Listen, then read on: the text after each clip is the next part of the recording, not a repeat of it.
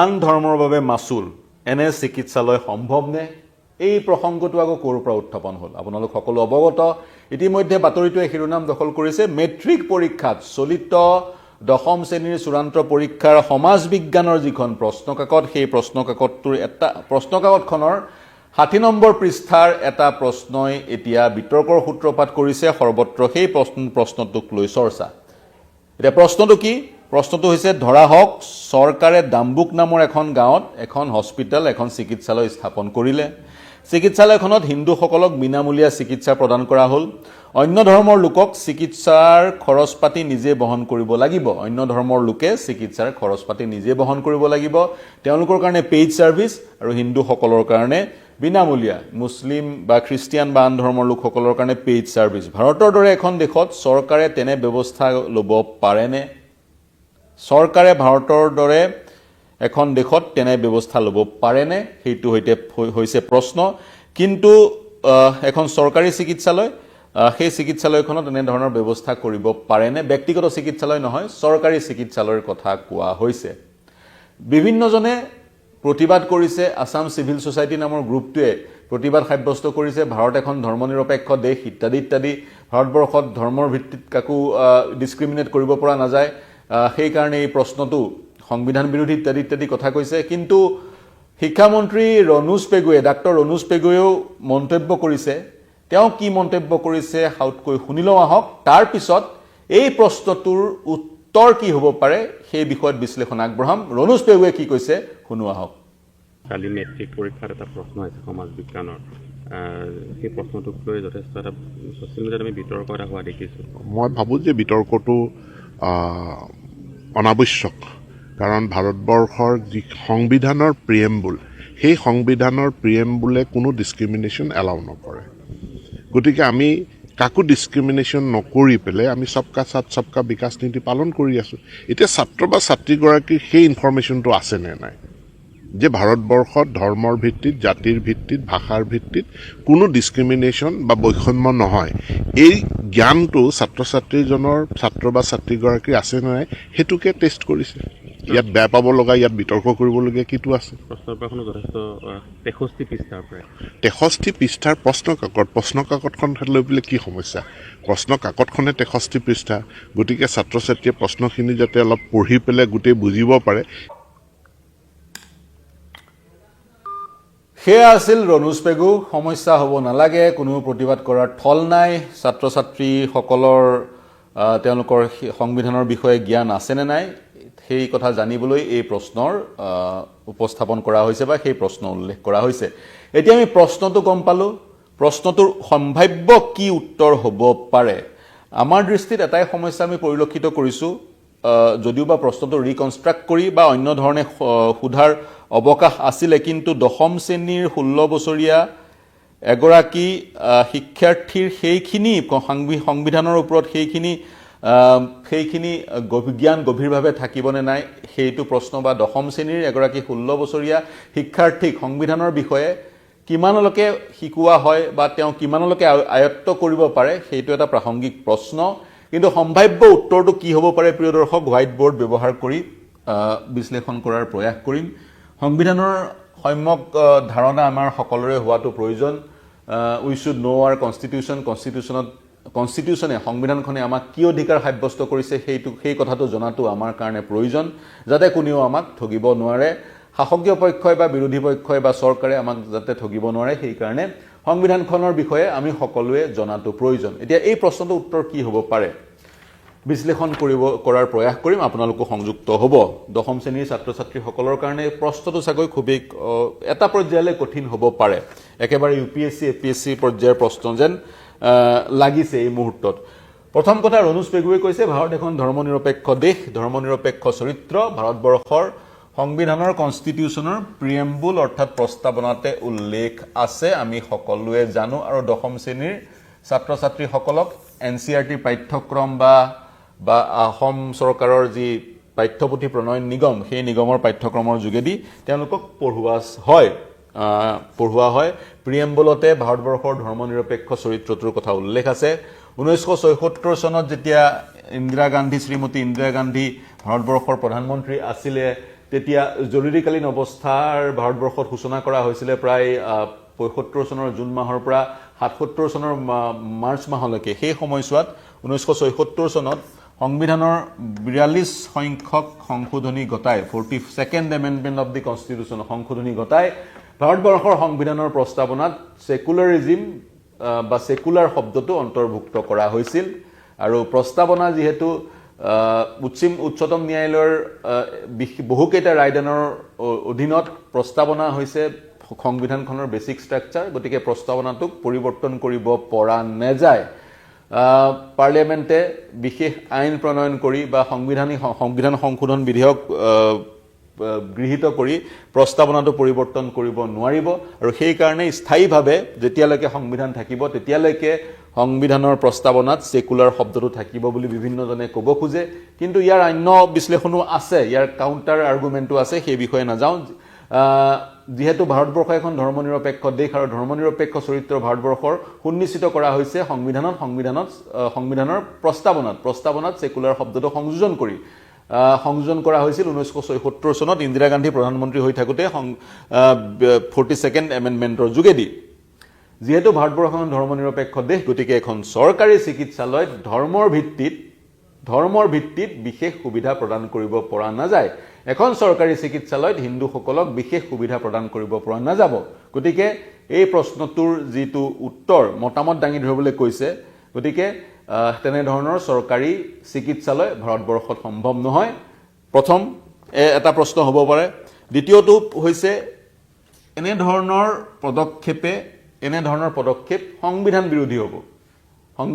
হ'ব কেনেকৈ সংবিধান বিৰোধী হ'ব সেই কথা বিশ্লেষণ কৰিবলৈ আমি কেইটামান অনুচ্ছেদৰ কথা উল্লেখ কৰিব লাগিব আৰ্টিকল 14 এক ধৰণৰ মৌলিক অধিকাৰ আৰ্টিকল 14 সুনিশ্চিত কৰিছে ইকুৱেলিটি বিফৰ ল আইনৰ সন্মুখত আমি সকলো সমান তেওঁ যি ধৰ্মৰে নহওক যি জাতিৰে নহওক যি বৰ্ণৰে নহওক যি ভাষিকেই নহওক আইনৰ সন্মুখত তেওঁ সকলো সমান আৰু অনুচ্ছেদ 14 লগতে সুনিশ্চিত কৰিছে equal protection of law to all people সকলোৱে আইনৰ সুৰক্ষা সমভাৱে পাব লাগিব আৰ্টিকল 14 সুনিশ্চিত কৰিছে গতিকে আৰ্টিকল 14 সুনিশ্চিত কৰিছে ভাৰতবৰ্ষৰ যাতে প্ৰতিজন লোক আইনৰ দৃষ্টিত সমান হয় আৰু আৰ্টিকল 15 কি কৈছে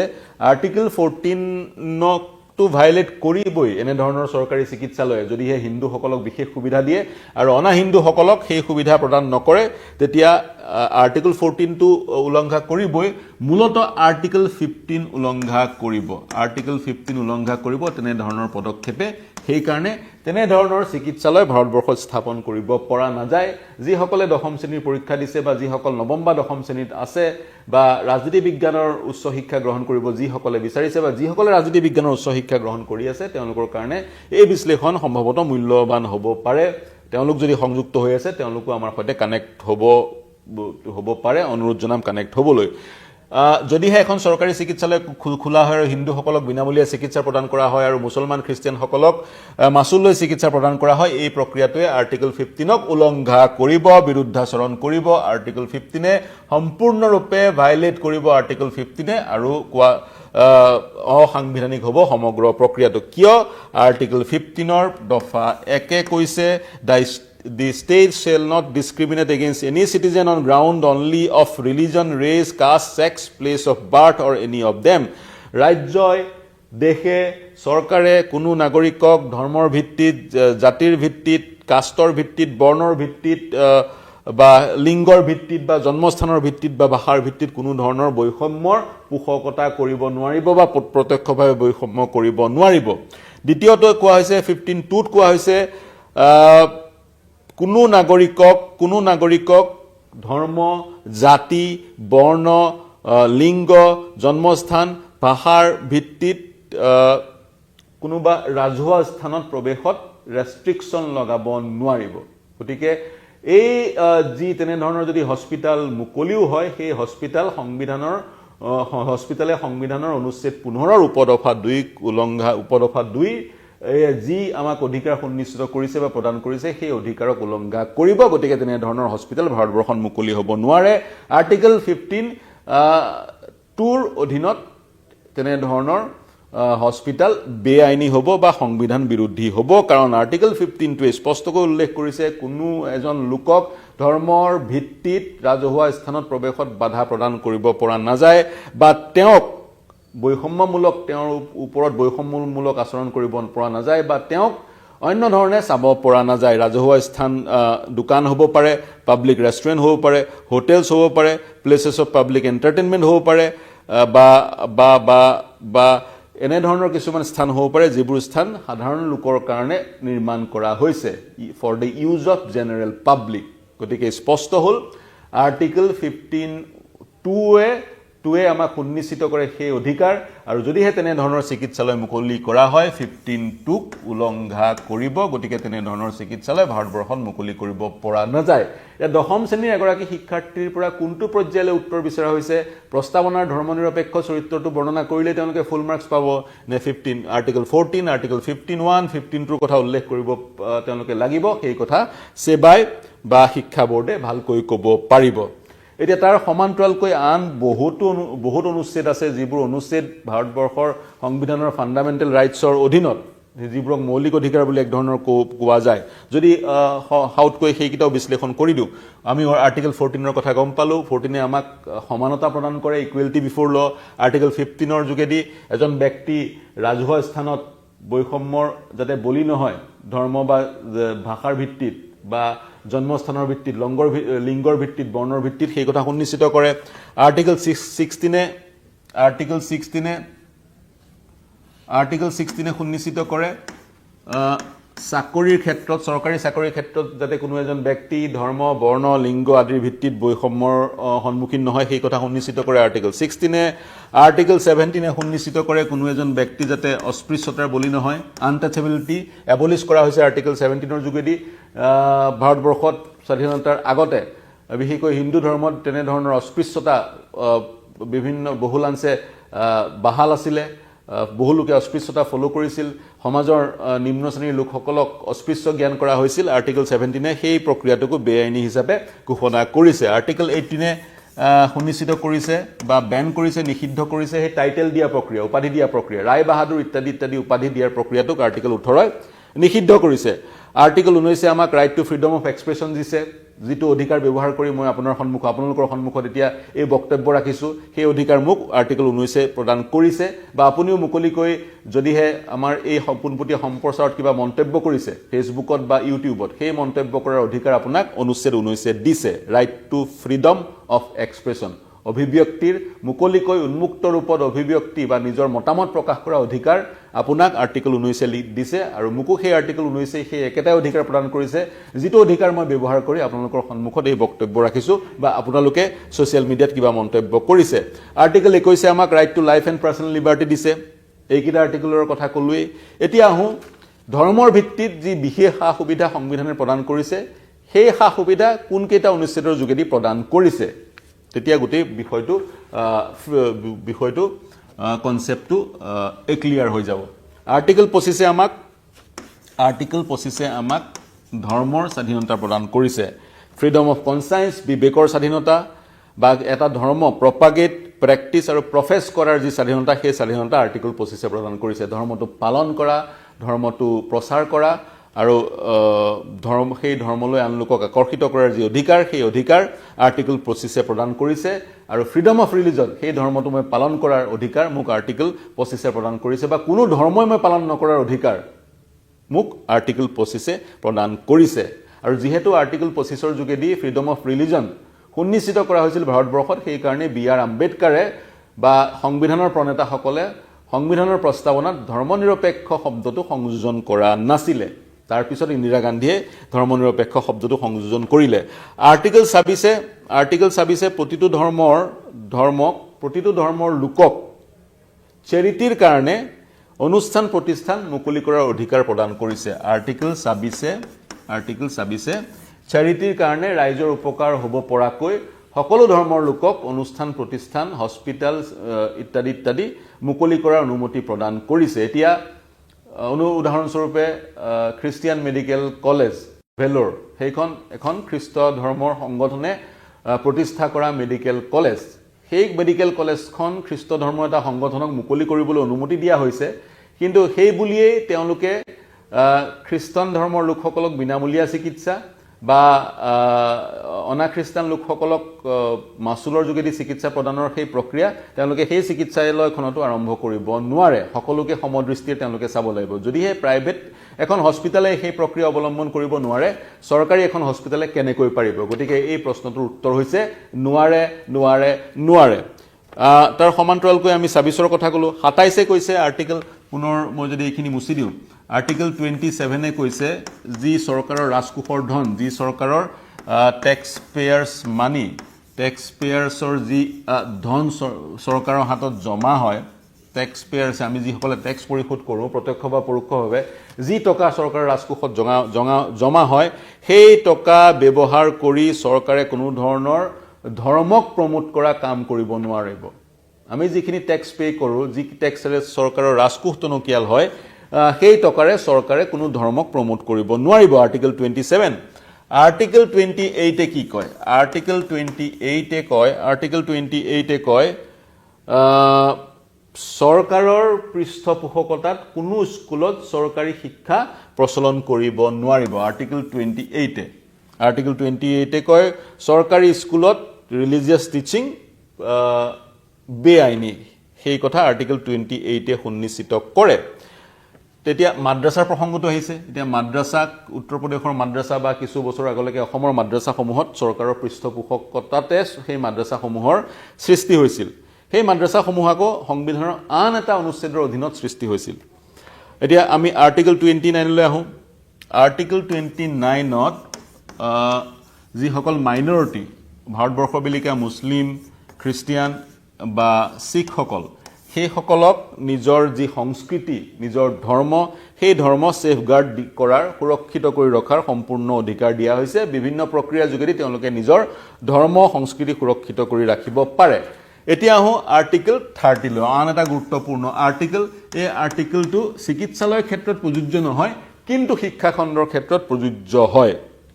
সেই আৰ্টিকেলটো হৈছে আৰ্টিকেল 30 সংখ্যালঘু লোকসকলে এই আৰ্টিকেলটোৰ ব্যৱহাৰ কৰি বা এই আৰ্টিকেলটোৱে তেওঁলোকক দিয়া ক্ষমতাক ব্যৱহাৰ কৰি ধৰ্মৰ নামত পৃথককৈ ধৰ্মীয় অনুষ্ঠান খুলিব পাৰে মাইনৰিটি ইনষ্টিটিউচন ভাৰতবৰ্ষত মুকলি কৰিব পাৰে আৰু সেই ইনষ্টিটিউচনসমূহত সেই ধৰ্মৰ লোকসকলে যিটো ধৰ্মৰ লোকে সেই প্ৰতিষ্ঠানখন খুলিছে প্ৰতিষ্ঠানখন খুলিছে সেই ধৰ্মৰ লোকসকলে সেই প্ৰতিষ্ঠানখনত সেই স্কুল বা কলেজখনত বিনামূলীয়াকৈ বা কম মাচুলত পঢ়াৰ সুবিধা লাভ কৰিব পাৰে উদাহৰণস্বৰূপে খালসা কলেজ দিল্লী বিশ্ববিদ্যালয়ৰ অধীনৰ খালসা কলেজখন এখন মাইনৰিটি ইনষ্টিটিউচন শিখ ধৰ্মৰ লোকসকলে সেই কলেজখন মুকলি কৰিছিল সেই কলেজখনত শিখ ধৰ্মৰ লোকসকলৰ কাৰণে বিশেষ ৰিজাৰ্ভেশ্যন আছে সেন্ট ষ্টিফেন্স কলেজ খ্ৰীষ্টিয়ান ধৰ্মৰ লোকসকলৰ অনুষ্ঠান এখন কলেজ সেই কলেজখনত খ্ৰীষ্টিয়ান ধৰ্মৰ লোকসকলৰ কাৰণে বিশেষ সংৰক্ষণৰ ব্যৱস্থা আছে আলিগড় মুছলিম ইউনিভাৰ্চিটিকো সেই ধৰণে আমি গণ্য কৰিব পাৰোঁ আৰু মাদ্ৰাছাবোৰো এই যি অনুচ্ছেদৰ অধীনত গঢ় লৈ উঠিছিল গতিকে সেই যদি প্ৰশ্নটোত চিকিৎসালয় নহয় শিক্ষানুষ্ঠান বুলি লিখিলে হয় তেতিয়া গোটেই উত্তৰটো পৃথক হ'ল হয় যদিহে প্ৰশ্নটোত কোৱা হ'ল হয় এখন চৰকাৰী শিক্ষানুষ্ঠান মুকলি কৰা হৈছে এখন চৰকাৰী শিক্ষানুষ্ঠান সংখ্যালঘু এটা সংগঠনে খুলিছে আৰু সেই চৰকাৰী শিক্ষানুষ্ঠানখনত সংখ্যালঘু লোকসকলক বিনামূলীয়া শিক্ষাদান কৰা হয় আৰু বাকি মেজৰিটি লোকসকলক ছাত্ৰ-ছাত্ৰীসকলক মাচুলৰ যোগেদি শিক্ষাদান কৰা হয় সেই প্ৰশ্নটো যদি উত্থাপন কৰিলে হয় তাৰ উত্তৰটো তেনে ধৰণৰ শিক্ষানুষ্ঠান সম্ভৱ হয় নে নহয় এই প্ৰশ্নটো যদি থাকিল হয় তেতিয়া সেই প্ৰশ্নটোৰ উত্তৰ হ'ল হয় নো কাৰণ চৰকাৰে টেক্স পেয়াৰৰ মানিৰ যোগেদি ৰাজকোষৰ ধনৰ যোগেদি ধৰ্মীয় শিক্ষা প্ৰমোট কৰিবলৈ কোনো শিক্ষানুষ্ঠান মুকলি কৰিব নোৱাৰে যদি এই প্ৰশ্নটো এনে ধৰণৰ হ'ল হয় এখন বেচৰকাৰী স্কুল এটা বিশেষ সংখ্যালঘু ধৰ্মৰ লোকে প্ৰতিষ্ঠা কৰিছে আৰু সেই ধৰ্মৰ লোকসকলক সেই শিক্ষাৰ্থীসকলক সেই শিক্ষানুষ্ঠানখনত বিনামূলীয়াকৈ শিক্ষাদান কৰা হয় আৰু আনসকলক মাচুলৰ যোগেদি শিক্ষাদান কৰা হয় এনে ধৰণৰ শিক্ষানুষ্ঠান অসমত সম্ভৱনে বা ভাৰতত সম্ভৱনে তেতিয়া প্ৰশ্নটোৰ উত্তৰ হ'ল হয় ইয়েছ কিন্তু চিকিৎসালয়ৰ ক্ষেত্ৰত মই যদি কওঁ চিকিৎসালয়ৰ ক্ষেত্ৰত সেয়া চৰকাৰীয়ে হওক বা বেচৰকাৰীয়ে হওক যদিহে কাৰোবাক বিশেষ সুবিধা কিছুমান প্ৰদান কৰা হৈছে উদাহৰণস্বৰূপে হিন্দুসকলক বিনামূলীয়া চিকিৎসা, মুছলমানসকলক বা খ্ৰীষ্টিয়ানসকলক মাচুল লৈ পেলাই চিকিৎসা যদি প্ৰদান কৰা হৈছে সেয়া বেআইনী হ'ব। তেনেধৰণৰ চিকিৎসালয় ভাৰতবৰ্ষত থাকিব পাৰেনে? ইয়াৰ উত্তৰটো হৈছে বিগ নো, থাকিব নোৱাৰে। আৰু যদিহে খুলিছে কোনোবাই, সেই প্ৰক্ৰিয়াটোৱে খোলাৰ প্ৰক্ৰিয়াটোৱে সংবিধানৰ বহুকেইটা অনুচ্ছেদ, মূলত অনুচ্ছেদ 15, অনুচ্ছেদ 15(1), অনুচ্ছেদ 15(2) উলংঘা কৰিব। এতিয়া সেবাই এই প্ৰশ্নটোৰ উত্তৰ শিক্ষাৰ্থীসকলৰ পৰা কেনেকৈ বিচাৰিছে সেইটো হ'ব লক্ষণীয়। বিভিন্নজনে প্ৰশ্নটো জটিল বুলি কৈছে, বিভিন্নজনে এনেধৰণৰ প্ৰশ্নৰ পোষকতা কৰিছে। এনেধৰণৰ প্ৰশ্ন আহিলেহে আমাৰ ছাত্ৰ ছাত্ৰীসকলৰ কনচেপ্টটো ক্লিয়াৰ হ'ব বুলি কৈছে। কাৰণ অন্যথা কোনোবাই মুখস্থ কৰি গ'ল, মুখস্থ কৰি যোৱা উত্তৰটো উত্তৰ বহীত লিখি দিলে, তেনেধৰণেৰে ব্ৰেইনৰ উৎকৰ্ষ সাধন নহয় বুলি বিভিন্নজনে ক'ব বিচাৰিছে। এনেধৰণৰ প্ৰশ্নৰ যোগেদি বিশ্লেষণাত্মক উত্তৰ লিখাৰ এক প্ৰৱণতাৰ সৃষ্টি হ'ব আমাৰ শিক্ষাৰ্থীৰ মাজত। আৰু এই ব্ৰেইন ষ্টৰ্মিঙৰ যোগেদি এটা বিষয়ৰ কনচেপ্টটো তেওঁলোকৰ ক্লিয়াৰ হ'ব বুলি বিভিন্নজনে কৈছে। কিন্তু তাৰ সমান্তৰালকৈ বহুতে ধৰ্মৰ ভিত্তিত এনেধৰণৰ প্ৰশ্ন দশম শ্ৰেণীৰ ছাত্ৰ ছাত্ৰীসকলক সোধাৰ কাৰণে চৰকাৰক ক্ষুৰধাৰ সমালোচনাও কৰিছে। প্ৰিয় দৰ্শক, এনেধৰণৰ প্ৰশ্নৰ সন্দৰ্ভত আপোনালোকৰ মন্তব্য কি? বা এই যি আমি উত্তৰটো দিয়াৰ প্ৰয়াস কৰিলোঁ, এই উত্তৰটো সঠিক হৈছে নে নাই আমাক জনাওক। আমি এই গোটেই বিষয়টো চৰ্চালৈ আনিব বিচাৰিছোঁ। সেই চৰ্চাত আপুনিও সংযুক্ত হওক আমাৰ ইউটিউব চেনেল আৰু ফেচবুক পেজৰ যোগেদি। আপোনালোকৰ মন্তব্য কৰক, প্ৰত্যুত্তৰ দিয়ক। মন্তব্য প্ৰত্যুত্তৰ আমাৰ কাৰণে চালিকা শক্তি। তাৰ সমান্তৰালকৈ দেশ বিশ্ব ৰাজ্যৰ সকলো বা বাতৰি ৰিয়েল টাইমত পাবলৈ হ'লে ছাবস্ক্ৰাইব কৰক নিউজ 18 অসম নৰ্থ ইষ্টৰ ইউটিউব পেজ যদিহে এতিয়ালৈকে কৰা নাই, ফ'ল' কৰক ফেচবুক পেজ যদিহে এতিয়ালৈকে কৰা নাই। মই পুনৰ কৈছোঁ, যদিহে ছাবস্ক্ৰাইব বা ফ'ল' কৰা নাই আমাৰ ইউটিউব আৰু ফেচবুক পেজ, তেতিয়া কিন্তু বহুখিনি কথা, বহুখিনি বিশ্লেষণ আপোনালোকলৈ উপলব্ধ হোৱা নাই, আপোনালোকে মিছ কৰি আছে। গতিকে দেশ বিশ্বৰ সকলো বা বাতৰিৰ কাৰণে চাই থাকিব নিউজ 18 অসম নৰ্থ ইষ্ট। এতিয়ালৈ এৰিছোঁ, ধন্যবাদ।